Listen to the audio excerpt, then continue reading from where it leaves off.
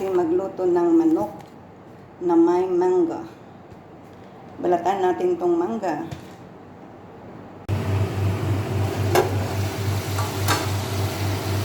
Pwede na natin ihalo tong kamatis. Wow! At saka mangga.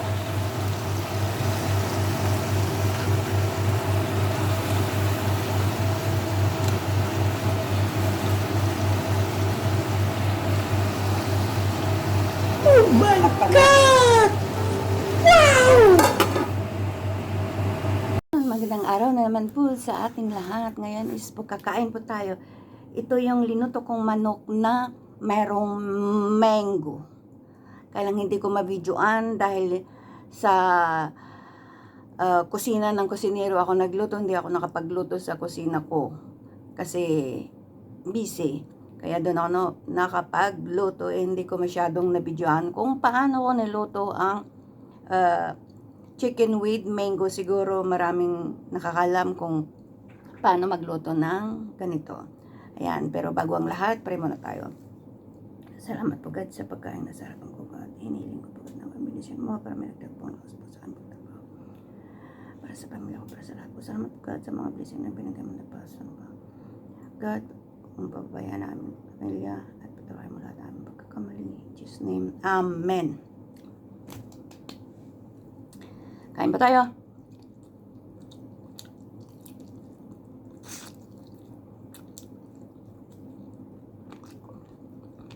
Tagal lang din na rin ako nakapagluto ng ganito. Mango with chicken.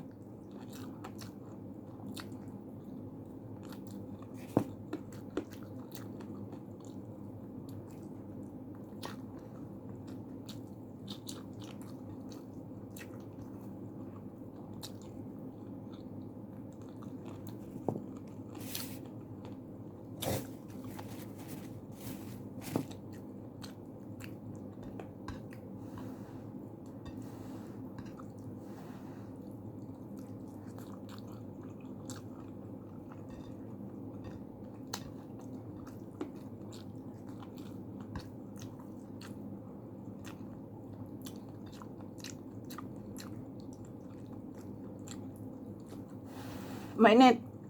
Mainit to kang kanin. Wala akong coffee ngayon.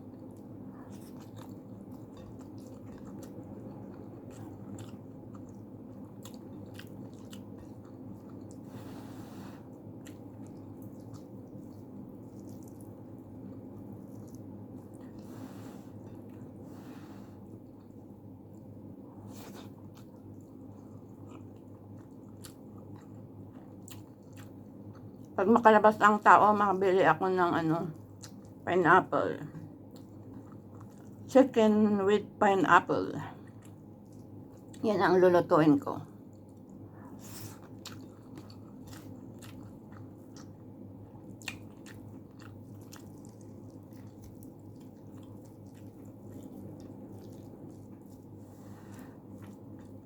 Tapos haluan ng amoy.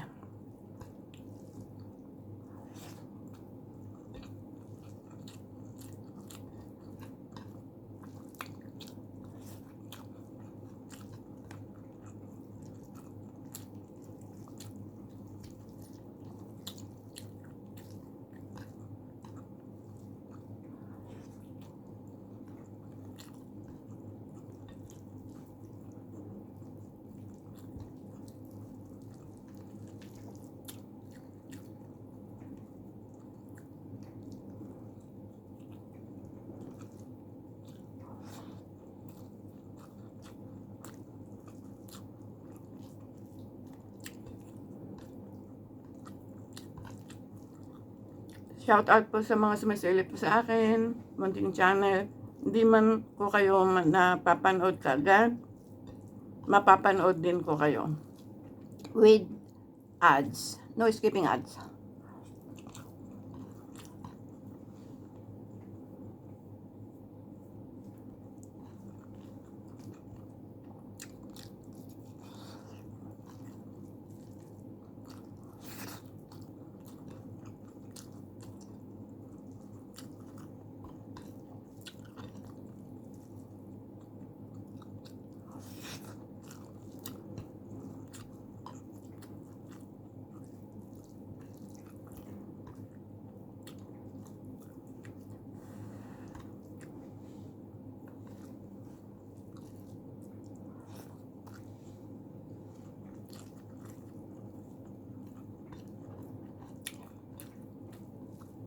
Ito naman, sarili ko lang version.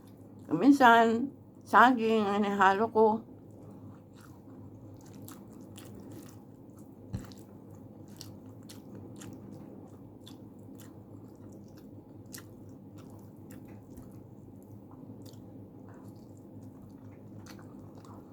Yung kalahati nito, ito kasi yung mga bones.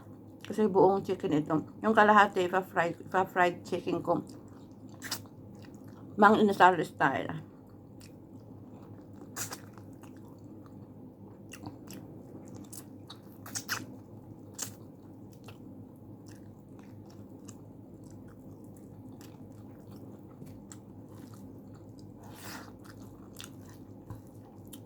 Malapit na ang Burr. Malapit na ang December. Mapurgod na tayo.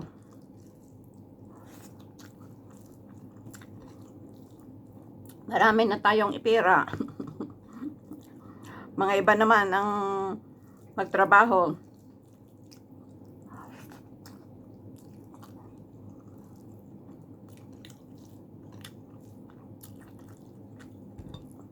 Mas maganda daw sabihin mong marami kang pera, sabi ni Vic Soto.